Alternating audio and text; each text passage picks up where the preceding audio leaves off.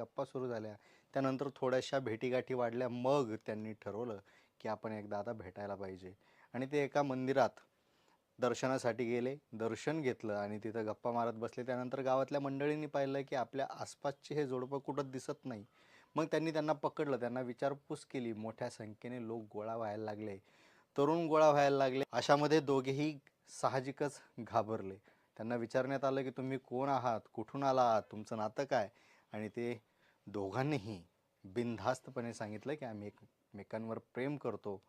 बस लगेच सरपंच म्हणाले की लगेच लग्न करू शकता का. आणि त्यांनी पुन्हा एकदा बिनधास्तपणे कोणताही पुढचा मागचा विचार न करता सांगितलं हो. आणि त्याच मंदिरात त्यांचं लग्न लावून दिलं.